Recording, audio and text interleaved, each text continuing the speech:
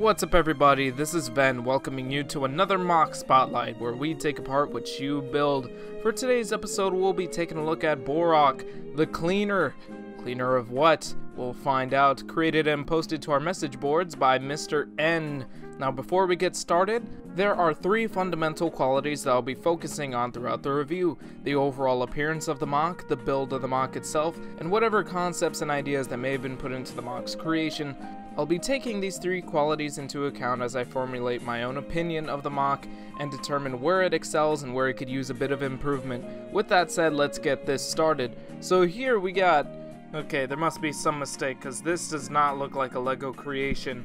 This looks like something straight out of Metroid. Immediately, at first glance, it does not look like this was built out of Lego elements. The most obvious parts I can see are these green pieces here in the face and the shield pieces. And even though there are specialized BIONICLE elements used in this, they are very well hidden and integrated into the MOC seamlessly. It also pretty much goes without saying that this MOC's best quality is its fine detailing. From all the curved edges and the contour lines that make this MOC look organic and naturally shaped, to very small and particular aspects of the design, such as the brain residing here exposed on the top of the head, the two sets of eyes making this thing look so menacing and bug-like, the mandibles cleverly captured by the use of these two vulture heads, the extra set of arms, tiny arms to be precise, making for one unorthodox yet still insectoid design, and the compromises that the builder makes to add all these particular little aspects to the design is really creative.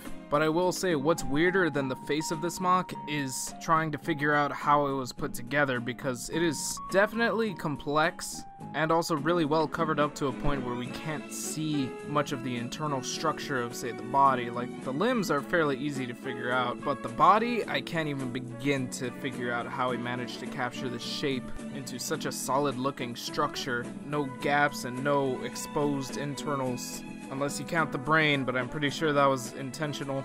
And even though we only have two pictures to go off of to look at this MOC, we do get to see it from all angles, except for maybe under it, but I don't think I'd really want to look under there.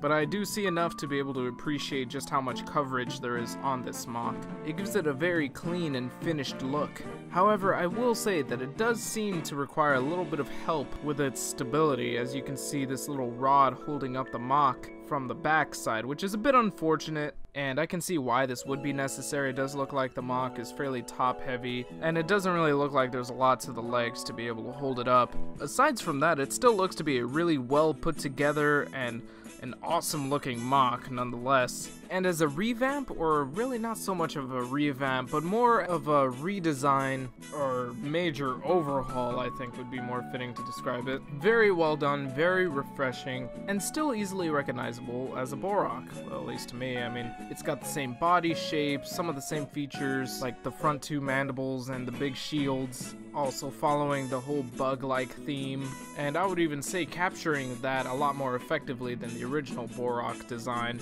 But yeah, overall, really well done. Makes me really curious to see what all of the different types of Bohrok would look like in this style. And that just about wraps up everything I have to say about this MOC. So great job to you, Mr. N, and congratulations for making it back onto the MOC Spotlight. You know, as always, keep up the good work. And to all the rest of you viewers, same to you as well. If you've got any sort of cool or weird or some kind of interesting aspects to a Lego creation that you've made and you feel like showing it off, feel free to stop by the message boards at board.ttvchannel.com. Create your own account on there if you don't have one already. It's free, along with the ability for you to share your own MOCs with the rest of our community there. And upon doing so, you will already have earned yourself a very high possibility of being featured on the MOC Spotlight. I don't really do requests or anything like that. I just kind of go by whatever looks weird or cool or just really creative to me.